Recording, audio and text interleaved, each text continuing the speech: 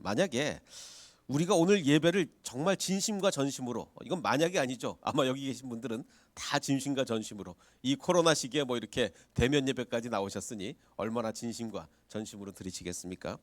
진심과 전심으로 예배를 잘 드리면 그리고 집에 돌아가면 내일 아침에 우리 주식이 오릅니까?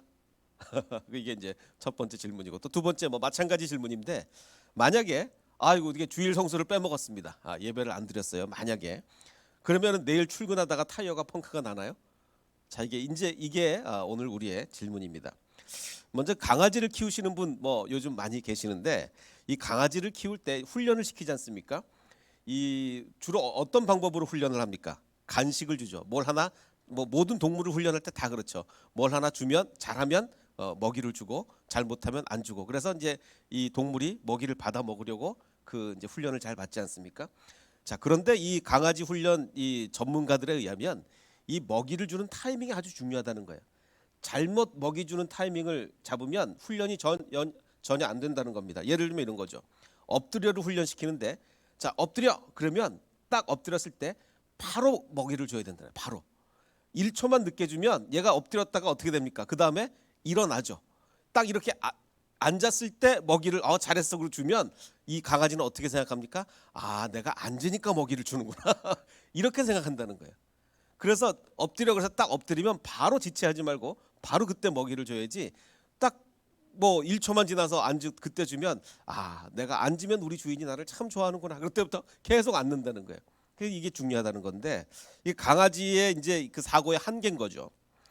자, 마찬가지로 하나님이 인간을 훈련시키는 방법은 어떤 방법이냐?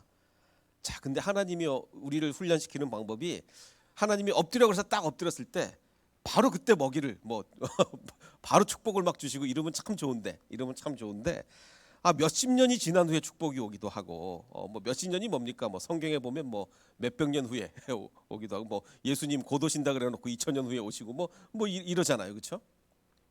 2000년 후에 오신 게 아니라 2000년이 지나도 아직도 안 오셨죠. 2000년이 뭐 예수님이 곧 오신다 그랬는데, 자, 심지어는 뭐 이 세상에서 축복이 오는 게 아니라 뭐 심지어는 천국에 가야 그때까지도 뭐 축복이 안 오다가 천국에 가서 은혜를 누리기도 합니다.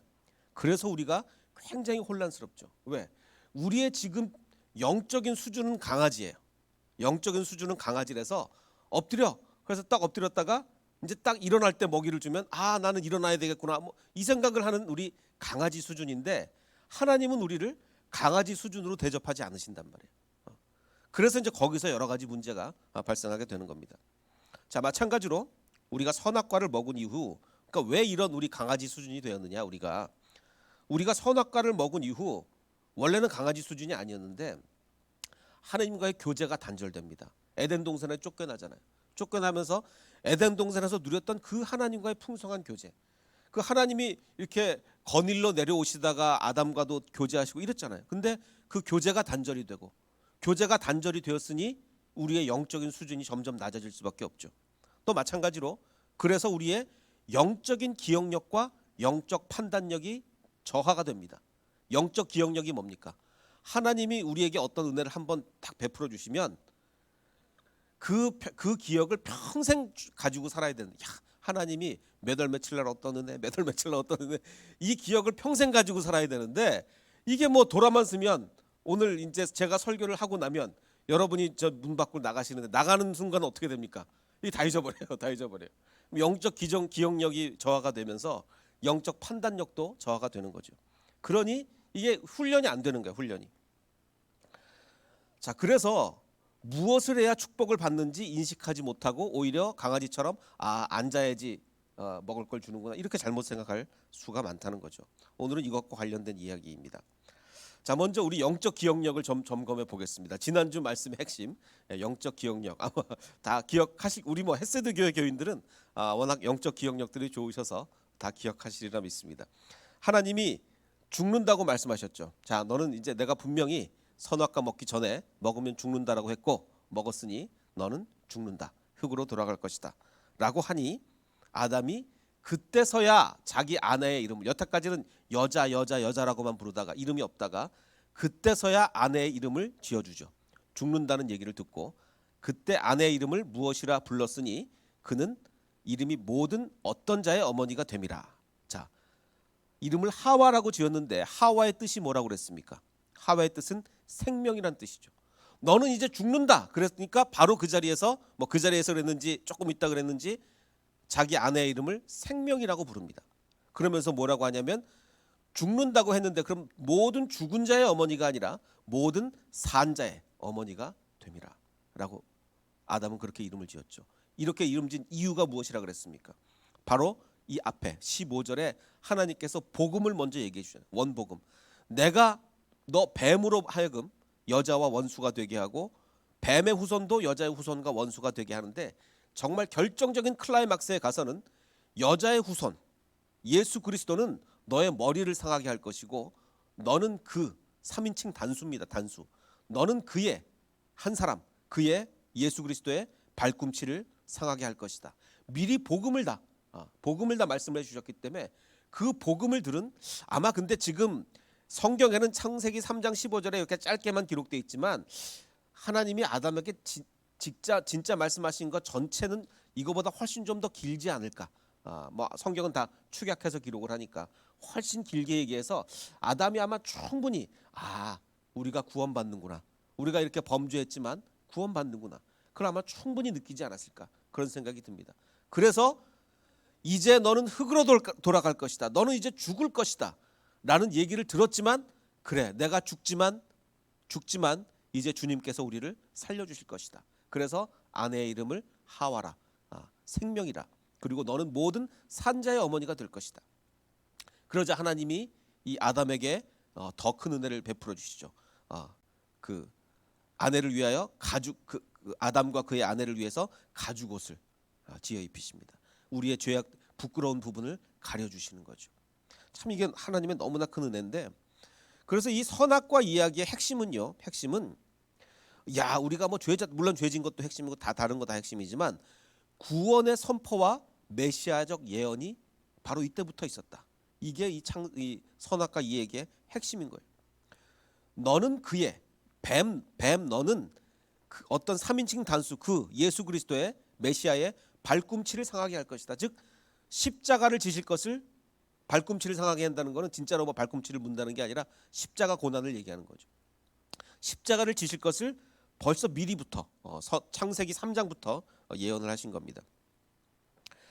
지난주에 제가 이제 영화 이야기를 말씀을 드렸는데 그 존 큐라는 영화였죠. 실화는 아니었고 그냥 그 픽션인데 그 한 가난한 가장이 자기 아들이 이렇게 야구를 하다가 심장병으로 쓰러졌는데 기억나시죠? 그래서 이 심장을 이식하지 않으면 도저히 살 가망이 없다. 근데 심장 이식 비용이 미국의 의료 비용이 얼마나 비쌉니까? 엄청난 천문학적 비용을 감당할 수 없어서 아들을 죽어가는 걸 지켜볼 수는 없고 그래서 이 아버지가 어떻게 했습니까? 병원 응급실에 들어가서 거기 있는 사람들을 인질로 잡고 인질극을 벌이죠. 그래서 내 아들을 그 심장 그 수술 리스트에 좀 올려달라. 그게 내 요구다. 그러면서 인질극을 벌입니다. 그런데 이제 점점 시간이 흘러가서 그 1시간 2시간 가면서 아들이 죽어가는 이제 그 생명의 위협이 되자 이 아버지가 자기 머리에 총을 겨누고 내가 죽을 테니 내 심장을 우리 아들에게 이식해달라 이렇게 하는 거 아닙니까? 이게 바로 예수님의 하나님의 사랑인 거죠. 아들을 위해서 목숨까지 버리는 이 사랑이 바로 예수님의 사랑인 겁니다. 자, 그런데 그래서 제가 이제 이 설교를 마치고 나니까 이거의 뒷얘기를 다들 궁금해하시더라고요. 이게 어떻게 된 거냐, 이게 이 사람이 어떻게 죽었느냐 안 죽었느냐. 그 헐리우드 엔딩 법칙이라고 제가 이름 붙인 건데 헐리우드 영화의 엔딩이 어떻게 끝나는지 법칙이 있습니다. 어떤 법칙이냐? 헐리우드 영화의 99% 이상은 해피엔딩입니다. 그러니까 이 주인공이 죽을 거를 걱정하지 않으셔도 됩니다. 절대로.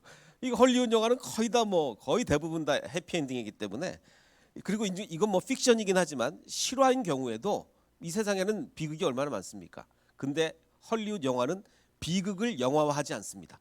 장사가 안 되기 때문에 비극을 영화화하지 않아요. 그래서 헐리우드 영화를 보다가 결말을 위해서 손에 땀을 쥐실 필요가 사실은 없어요. 다 해피엔딩으로 끝나기 때문에. 그럼 이 영화는 어떻게 끝나느냐? 역시 그 아버지가 막 머리에 총을 겨누고 이제 내가 우리 아들을 위해서 죽을 테니 내 심장을 이식하라 막 이렇게 하는 동안에 병원에 이제 팩스가 옵니다. 어떤 팩스의 내용이 뭐냐면 심장을 구했다. 뭐 이런 이제 팩스가 오는 거야. 그 아들하고 뭐 그 혈액형도 맞고 다 잘 맞는다.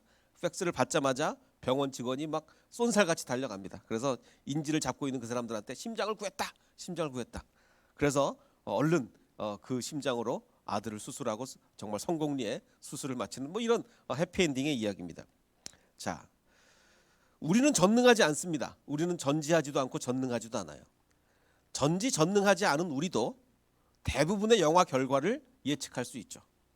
아까 거기서 영화를 딱 스톱하고 결과가 어떻게 될 것 같느냐 물어보면 뭐 물어보나 마나입니다. 우리 뭐 다 해피엔딩으로 끝나겠지. 다 예측할 수 있어요.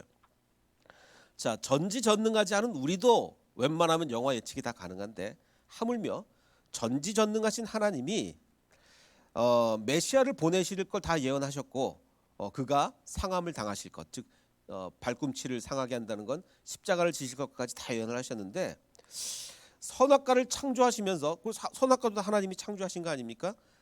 인간이 분명히 이걸 따먹을 거다. 그래서 분명히 문제 생길 거다라는 것을 미리 알고 창조하셨느냐, 모르고 창조하셨느냐? 아셨다면 선악과를 만들지 마셔야 되는 거 아니냐?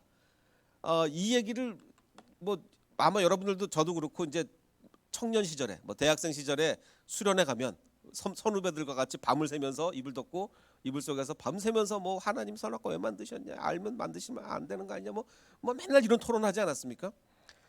자, 그리고 마찬가지로 또 타락을 하나님은 미리 아셨으니까 그러면 인간을 만드시기도 전에 지옥 먼저 만드셨냐? 아니면 타락한 후에야 아이고 안 되겠다 얘네들 보낼 지옥을 만들어야 되겠다 타락한 후에 만들면 이거 뭐 엄청난 이제 그 질문들이 막 나오죠. 근데 이게 참 특징이요. 장년들은 이런 질문을 잘 안 합니다. 청년들은 이런 질문을 막 하는데 장년들은 주로 이제 먹고 사는 문제 뭐 이제 이런 것들을 주로 질문 이게 살다 지쳐 이 삶에 찌들다 보면 이런 문제 이제 머릿속에 안 떠올려요. 뭐 하나님이 뭐 지옥을 먼저 만드셨건 뭐 언제도 아무 상관없습니다. 아무 관심 없고 지금 내가 지금 이렇게 살기가 힘든데 근데 청년들은 막 이런 질문을 하거든요. 자, 그런데 이제 그 이 천지 창조와 제가 여러 번 말씀드리지만 천지 창조와 이 선악과 이런 이야기는 정말 어마어마하게 뭐 정말 하늘을 두루마리 삼고 바다를 먹물 삼아도 천지 창조 기록한다고 우리가 다 알겠습니까? 모르잖아요. 엄청난 건데 그거를 너무나 정말 말도 안 되게 축약해서 기록해 놓은 이야기죠. 자, 그러다 보니 성경은 거듭 강조드리지만 어느 것이 시간적으로 먼저인지 설명하라는 의도 자체가 없습니다. 설명해봤자 모르고 우리가 엄밀히 말하면 인간의 우리의 3차원적 인식보다 더 높은 차원에서 벌어지는 현상이기 때문에 인간의 시각으로 어떤 게 더 시간적으로 먼저고 뭐 하나님의 그 지옥을 먼저 만드셨냐 인간이 그 다음에 타락했냐 뭐 이게 모른다는 거예요. 알 수도 없고 시간 인간적으로 시간의 우선을 따질 수도 없다는 얘기죠. 제가 여러 번 설명을 드렸습니다.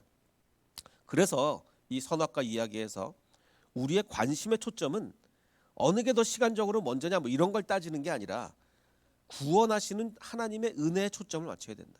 성경의 포커스가 거기 있는 거예요. 성경의 포커스가 얘네들한테 어느 게 먼저인지 시간을 잘 설명해 줘야지. 여기 포커스가 있지 않습니까? 아예 거긴 관심이 없어. 어차피 몰라요 우리가. 성경의 포커스는 얘네들한테 인간들한테 하나님이 얼마나 우리를 구원하시려고 했는지 그 구원의 은혜를 설명해 줘야지. 그 목적을 가지고 써진 것이 바로 이 선악과 이야기란 말이죠.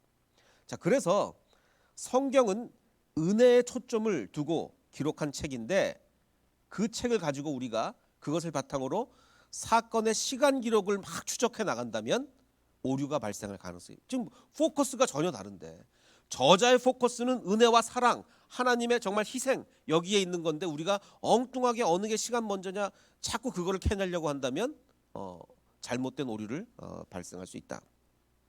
정말 중요한 것은 우리가 성경을 읽을 때 정말 중요한 것은 이 성경의 기록 목적이 뭐냐. 이 기록 목적은 헤세드예요. 은혜예요. 자비입니다. 성경의 기록 목적, 이 선악과 사건의 기록 목적인 헤세드에 초점을 맞춰야지 엉뚱하게 다른 데 초점을 맞추면 안 된다. 그래서 앞으로는 우리가 선악과라는 선악과 사건이라는 단어를 들었을 때 우리 속에 뭐가 막 떠올라야 됩니까? 하나님 왜 만드셨지? 뭐 이런 게 떠오르는 게 아니라 정말 가장 먼저 생각나는 것은 하나님이 지어주신 가죽옷, 주님의 은혜, 주님의 복음, 메시아의 예언 뭐 이런 것들이 이제 머릿속에 제일 먼저 떠올라야 된다. 그런 말씀입니다. 제가 이제 지난번에도 말씀을 드렸지만 뭐 창세기니까 이 말씀을 계속 드릴 수밖에 없죠. 사람과 동물의 차이점이 뭐냐? 제가 이건 창세기 강의 오늘이 13번째인가요?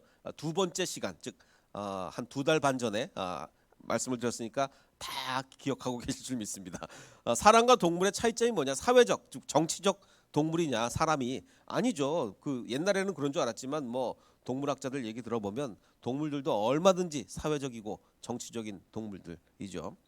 인간만 언어를 사용하냐? 아니죠. 뭐 돌고래나 이런 연구를 보면 동물들도 굉장히 발달된 언어 시스템을 가지고 있다.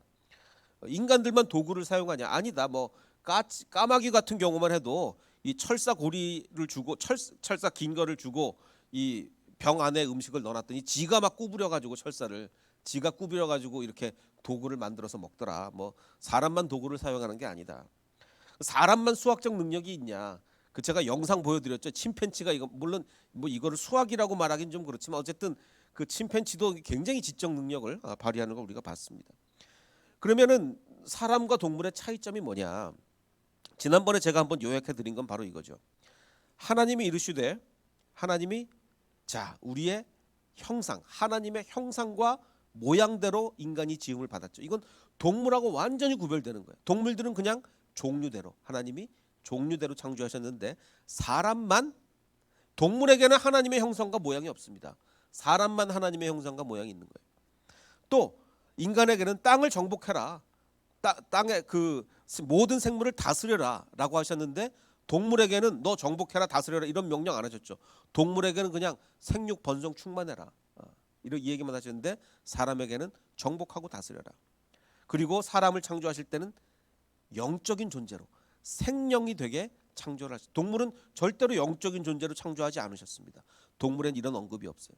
그리고 사람에게는 먹지 말라, 선악과를 먹지 말라는 금지의 명령, 먹는 날은 반드시 죽으리라. 동물에게는 금지가 없죠.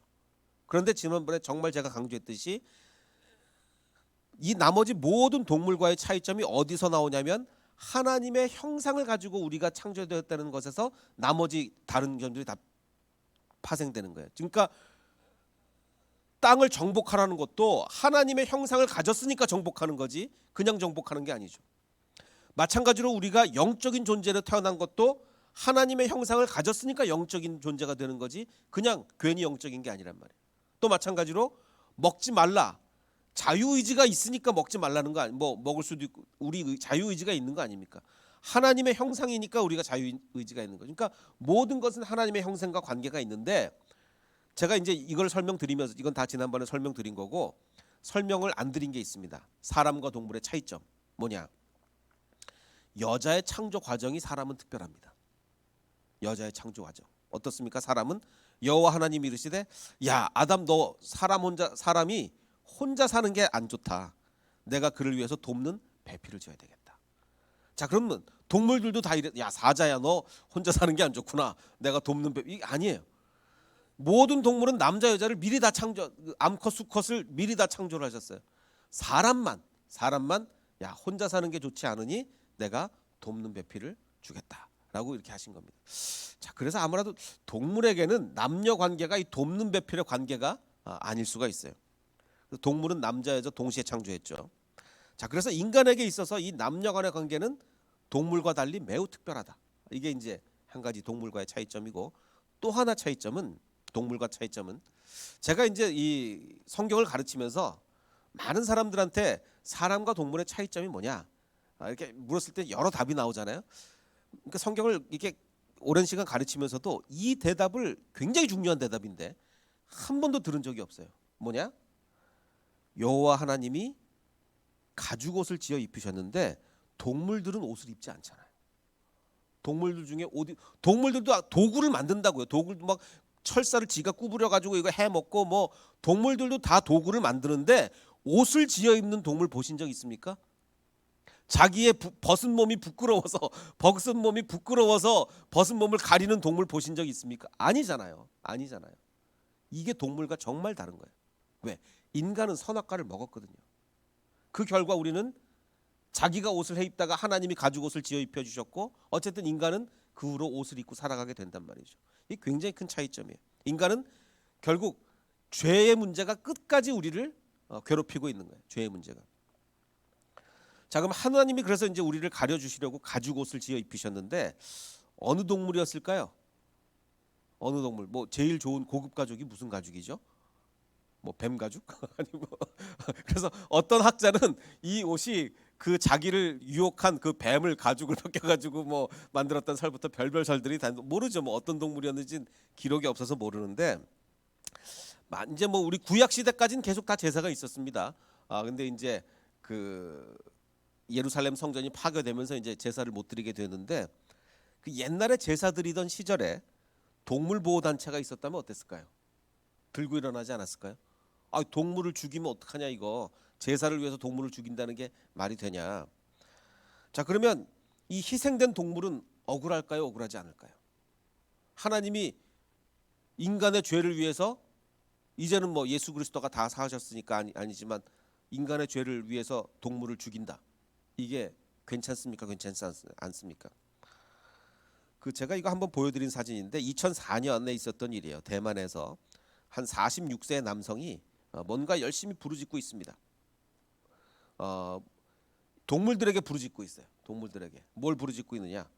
예수께서 너희를 구원할 것이니라라고 이렇게 복음을 전하고 있습니다. 동물들에게. 뭐 이게 굉장히 뭐 오랜 시간 어떻게 여기에 들어갔는지 모르겠는데 굉장히 오랜 시간 복음을 전하고 있는데 사자는 굉장히 졸려하고 있어요. 근데 자꾸 괴롭히니까 이 사자가 이제 달려들었습니다. 달려들어서 이 사람을 물었어요. 물었는데 그래서 뭐 이 사육사들이 와서 마취총을 쏘고 뭐 그래서 간신히 빼내긴 했는데 뭐 다행히 크게 다치진 않았다고 합니다. 자, 동물들에게 복음을 전하는 것이 의미가 있습니까 없습니까? 동물들에게 복음을 전하는 것이 의미가 없죠. 왜? 동물은 영적인 존재로 창조되지 않았거든요. 사람만이 영적인 존재로 이게 구원이 복음이라는 것은 영적인 것과 관련된 문제인데 영적인 존재로 창조되지 않은 동물에게 뭐 저도 동물을 굉장히 사랑합니다만 영적인 존재로 창조되지 않은 동물에게 복음을 전하는 것이 무엇이 의미가 있겠습니까? 자, 그래서 하나님의 형상을 가진 인간과 단지 하나님이 보시기에 좋았던 동물들. 하나님이 동물도 굉장히 사랑하십니다. 보시기에 좋았고 하나님이 동물들을 너무너무 사랑하세요. 하지만 하나님의 형상을 지닌 존재는 아니지요. 영적인 존재도 아닙니다. 자, 그래서 하나님의 형상을 지닌 인간과 동물들은 구별을 해야 된다. 그래서 하나님은 얼마나 우리를 사랑하시는 분이냐. 우리를 구원하기 위해서 자기의 아들까지 주시는 분인데 동물을 못 주시겠느냐. 그래서 제사나 가죽 옷을 위해서 동물을 희생시킨 것이 동물권 보호. 요즘 뭐 계속 동물권 보호 많은 얘기가 나오는데 거기에 대해서는 이제 문제가 없다. 우리 인간을 위해서 하나님은 그러실 수 있는 분이다. 이게 알아두시면 되겠습니다. 뭐 이거 크게 중요한 문제는 아니지만 그래도 가끔 뭐 신문에 나기도 하고 그래요. 자, 오늘 제가 그 핵심적으로 드리고 싶은 말씀은 이제부터입니다. 그 제가 이제 아주 참 아끼는 후배가 한 명 있는데 그 청년부 대학 그 청년 대학 시절에 제가 그 교회 섬기던 같은 청년부에 있었던 후배예요. 근데 제가 이제 뭐 호흡이 있는 자라는 단체를 만들어서 장애인들을 좀 섬기고 뭐 이럴 때 굉장히 열심히 좀 도와줬던 아주 참 훌륭한 제 후배입니다. 근데 이제 그 후배의 여동생의 남편, 그러니까 매제죠. 여동생의 남편이 그 이제 연세대학교에서 전자공학과 박사를 받으시고 삼성에서 일을 하시다가 40 넘어선가 신학을 하셨어요. 선교를 하시겠다고. 그래서 뭐 주변에서 뭐 다들 말리고 뭐 난리가 났었답니다. 그래도 이 선교에 대한 열정이 너무 강하셔서 정말 이제 뭐 삼성에서 잘 나가시던 분이 이제 신학을 하시고 모 동남아 회교 국가로 이제 그 선교를 나가셨습니다. 뭐 신문에 났으니까 국가를 말해도 되겠네. 인도네시아로 가셨는데 최근에 이제 코로나가 막 이제 터지고 하면서 이제 가족들도 그렇고 주변에서 인도네시아가 워낙 의료 환경도 안 좋고 또 이분이 좀 힘든 지역에 가 계시니까 일단 한국으로 좀 들어와라고 계속 이제 요청을 했나 봐요. 근데 이분은 그래도 선교사가 어떻게 코로나 왔다고 내가 한국에 들어갈 수 있느냐. 거기서 이제 계속 정말 현지인들을 섬기는 사역을 하셨는데 코로나는 아닌데 이분이 갑자기 뇌수막염에 걸려서 5일 만에 사망을 하셨어요. 바로 이분입니다. 이규화 선교사님이 사망을 하셨는데 정말 너무 안타깝습니다. 정말 세상에서 정말 좋은 길을 걸을 수 있었는데 모든 걸 포기하고 그렇게 선교지로 달려갔는데 하나님이 정말 이분을 축복은 못 해주실 망정 왜 이럴까? 왜 이렇게 의로운 자에게 고통이 와야 하나? 정말 이분은 그 주변 얘기를 들어보니까 너무너무 열심히 사역을 하셨던 것 같아요. 정말 이 현지인들을 위해서 많은 것을 베풀었고 그리고 감리교 선교사님이신데 정말 그 예배당도 많이 건축을 하시고 그래서 많은 교회를 세우시고 정말 이 현지인들을 위해서 충성을 다해서 이렇게 사역을 하셨는데 이렇게 이제 아름다운 아이들과 정말 아내를 두고 천국으로 먼저 가게 되었습니다. 자, 왜 이렇게 의인들이 고통을 받을까요? 하나님이 정말 이렇게 의로운 분은 정말 선교사님들 엉터리 선교사님 얼마나 많습니까? 근데 이분은 정말 이거 이공계 출신이라 그런지 또 이게 이 뭐 이렇게 선교비 끌어오는 이 능력이 별로 없으셨대요. 그래서 굉장히 좀 어렵게 사역을 좀 많이 하신 것 같습니다. 아니 이렇게 훌륭하신 분이 왜 이렇게 의인들이 고통을 받는가? 지난번에도 한번 말씀드렸지만 우리가 선악과를 먹은 결과가 여러 가지가 나오는데 우리가 예수 그리스도를 믿으면 극복되는 결과들이 있습니다. 완전히 극복은 안 돼도 감소하는 결과들이 있어요. 근데 어떤 것들은 아무리 우리가 뭐 예수님을 믿고 해도 이미 선악과를 한번 먹은 이상 변화되지 않는 것들이 있죠. 그럼 감소하는 것이 뭐냐? 기억나십니까? 선악을 자신이 판단하는 것. 하나님의 판단에 선악을 맡기는 것이 아니라 내가 스스로 판단하는 이런 것은 예수님을 믿으면 당연히 감소해야죠. 이제는 정신 차리고 하나님이 옳다고 하면 내가 앞으로 그 길을 따르겠다. 내 스스로 옳다고 하는 게 아니라 하나님 옳다고 하면 내가 거기 따르겠다. 점점 감소해야죠. 점점. 완전히는 절대로 안 됩니다. 완전 천국에 가야만 되는 거죠. 또 핑계 대는 거. 내가 선악과를 왜 먹었냐면 저 여자가 먹으라 그랬으면 자꾸 이런 거. 핑계 대는 것도 우리가 예수 그리스도를 믿으면 정말 아주 급격히 감속해야죠. 급격히. 이게 변화가 없으면 우리는 구원의 확신을 우리가 어떻게 점검합니까? 구원의 확신 점검하라 그러잖아요. 당신 구원 받았습니까? 우리가 구원의 확신 어떻게 점검하죠? 그냥 말로 나는 예수 그리스도를 믿습니다. 그러니까 구원 이게 아니고 이런 것들이 감소했느냐? 왜냐하면 구원받은 자에게는 필연적으로 감소하게 돼 있어요. 선악을 자신이 판단하는 거 감소하게 돼 있고 핑계 대는 거 감소하게 돼 있고 그래서 이런 걸로 구원을 점검하는 거죠. 또 남녀 관계, 즉 다른 인간과의 갈등도 감소하게 반드시 감소해야 돼요. 물론 선천적으로 이런 게 힘든 분들도 많이 있지만 구원 전후를 비교해 보면 반드시 감소해야 된다 이거죠. 그런데 절대로 감소하지 않는 게 있습니다. 아무리 열심히 믿어도 해산의 고통. 열심히 믿으면 절대로 고통 없이 낫는 게 아니에요. 이건 절대로 완전히 랜덤입니다. 어떤 사람한테는 뭐 정말 죽을 만큼 저희 아버지가 일찍 그 부모님을 뭐 남한에 혼자 넘어오셔서 고아가 되시기도 했지만 북한에서도 7살 때 어머니를 잃으셨습니다. 아기를 낳다 죽으셨어요. 7살. 저희 아버지가 7살 때. 이 해산의 고통이라는 것은 뭐 죄를 많이 진 거하고 아무 상관없습니다. 완전히 랜덤이에요. 그리고 수고해야 마찬가지로 고통을 겪어야 우리가 먹을 수 있다. 이것도 완전히 랜덤입니다. 열심히 믿으면 고통 없이 먹고 사는 게 아니에요. 완전히 랜덤이죠. 그리고 흙으로 돌아가는 것 역시 이거 뭐 랜덤이 아니라 누구에게나 다 오는 거죠. 이것이 감소한다고 생각하면 기복신앙이라고 말씀드렸죠. 우리가 딱 예수님을 믿을 때 예수님을 믿으면 편안하게 먹고 살겠구나. 예수님을 믿으면 뭐 애 낳는데 고통도 없고 이제 삶의 고통이 좀 없게. 이건 기복신앙입니다. 예수님을 믿는 이유는 뭐죠? 이제는 선악을 내가 판단하지 말아야 되겠구나. 핑계를 대지 말아야 되겠구나. 인간관계를 정말 주님 안에서 가져야 되겠구나. 이게 목적이지. 이 밑에 있는 것들이 목적이 되면 기복신앙이 되는 거죠. 그래서 정리를 하면 앞에 것들은 반드시 변화돼야 되고 두 번째 것들은 하나님이 물론 개별적으로 정말 우리가 정말 기도하고 주님께 매달리고 이럴 때 하나님이 큰 은혜를 베풀어 주실 수도 있어요. 우리가 정말 뭐 부도가 나고 뭐 세상이 뭐 어렵고 정말 뭐 이 건강이 무너지고 정말 이럴 때 주님께 매달리면 주님께서 기적적으로 병을 고쳐 주실 수도 있고 기적적으로 우리를 경제적으로 회복시킬 수도 있어요. 그러나 개별적으로 은혜를 베푸실 수 있으나 일반적으로는 절대로 비례하는 게 아니죠. 비례하지가 않아요. 죄하고. 자, 이건 설명을 이미 드린 건데 오늘부터 제가 말씀드릴 것은 선악과의 결과 중에서 뭐 다 견디기 힘들죠. 견디기 쉬운 결과가 어디 있겠습니까? 다 견디기 힘든데 제일 견디기 힘든 결과가 뭐냐면 우리에게 닥치는 고난이 각자의 죄에 비례하지 않는다는 거예요. 그래도 비례하면 낫습니다. 그리고 현세의 축복이 결코 우리의 믿음에 비례하지 않는다는 거예요. 이게 비례하면 그래도 견딜만 해요. 왜? 정말 착한 사람들은 잘 되는 거예요.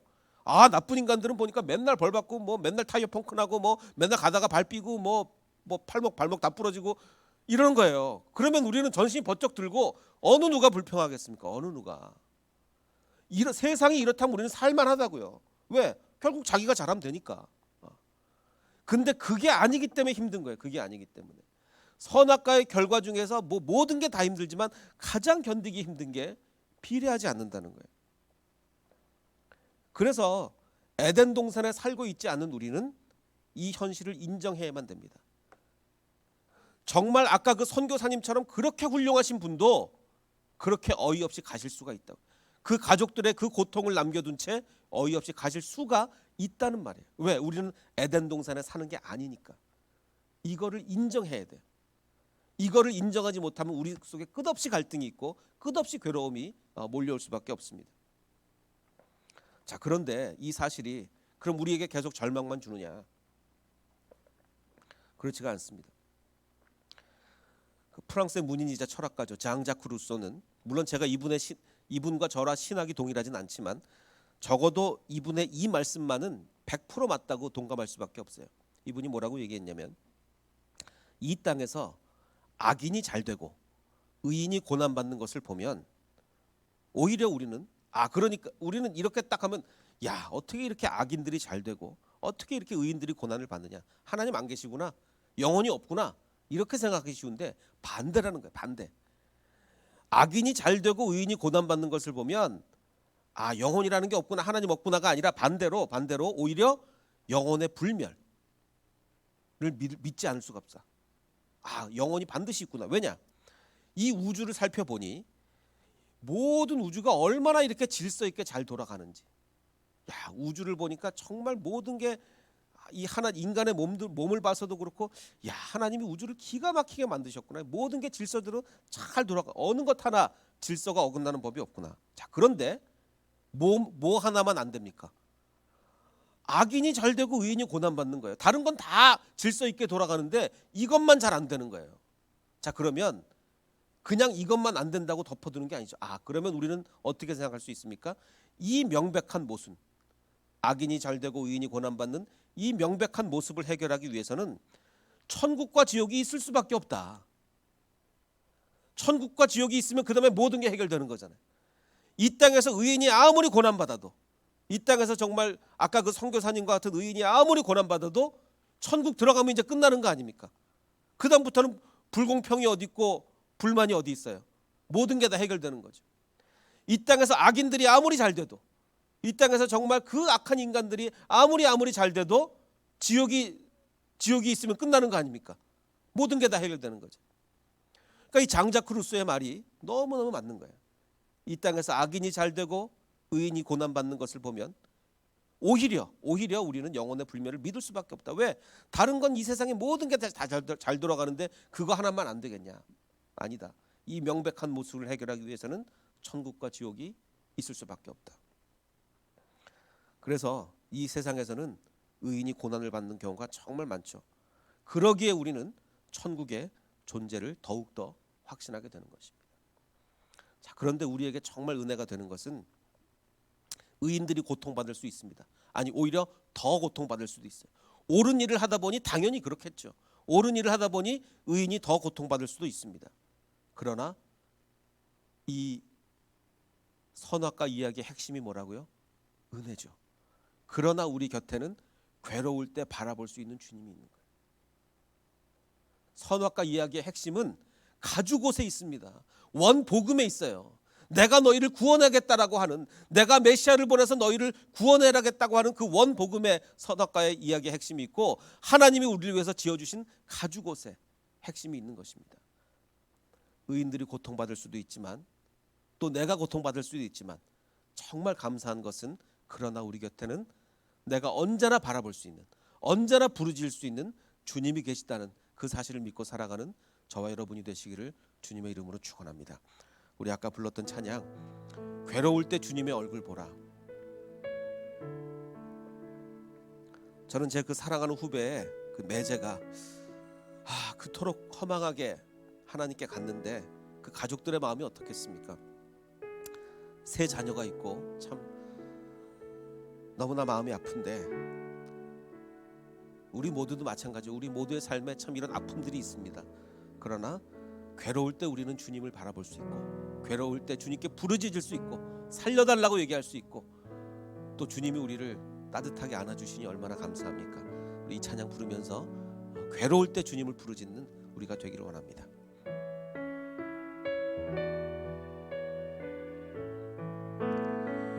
괴로울 때 주님의 얼굴 보라.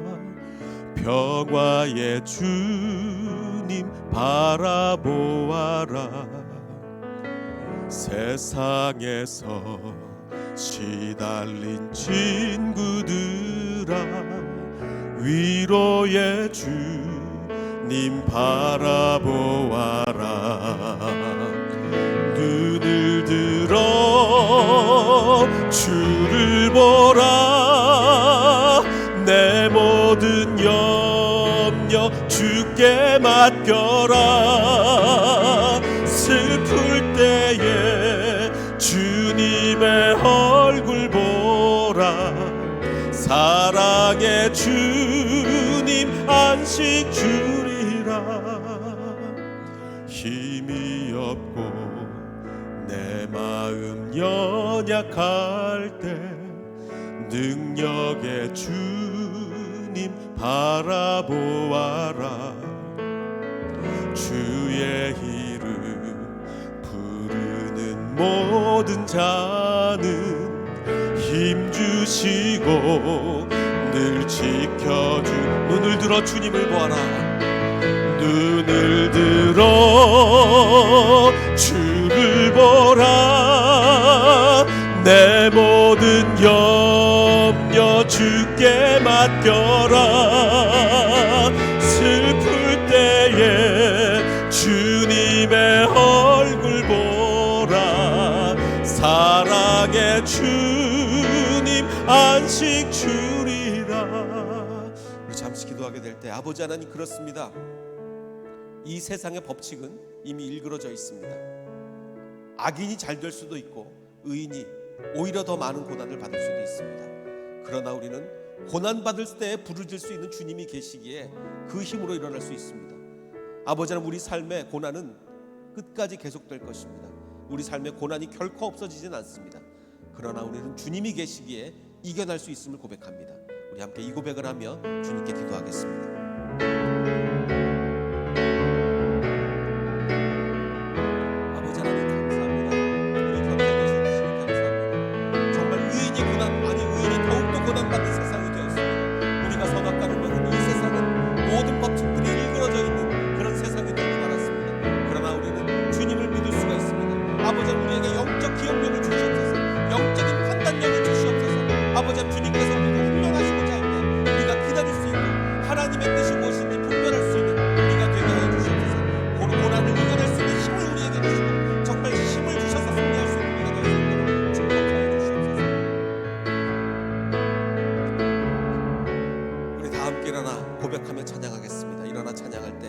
아버지 하나님, 우리 삶에 고난이 올지라도 우리가 부르짖을 수 있는 주님이 계시니 감사합니다. 우리 감사의 찬양했습니다.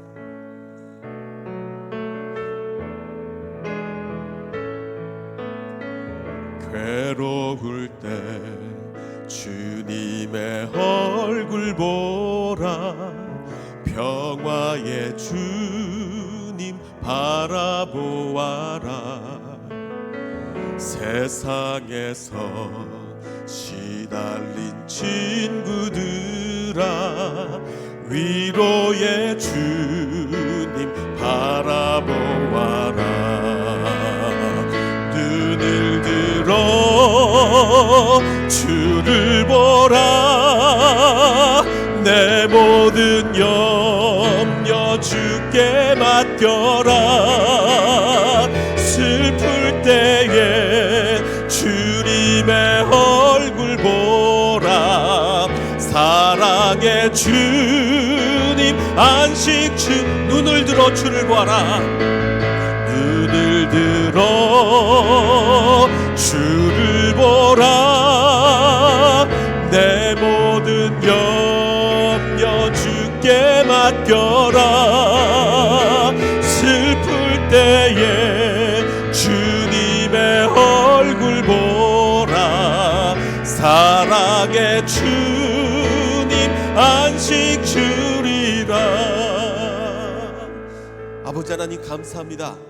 비록 의인들이 더욱더 고난을 받는 세상이 되었지만 우리 곁에 계셔 주시고 우리가 부르짖을 때 우리의 응답을 들어주시니 감사합니다. 이제는 우리 구주 예수 그리스도의 은혜와 아버지 하나님의 무한하신 사랑과 성령님의 감화 감동 충만하게 역사해 주심이 눈을 들어 주님을 보기를 원하는 비록 고난 중에도 고통 중에도 눈을 들어 주님을 바라보기를 원하는 이 자리에 모인 모든 백성들 머리 위에 그리고 인터넷으로 예배하는 모든 백성들 머리 위에 이제로부터 영원토록 함께 하시기를 간절히 축원하옵나이다. 아멘.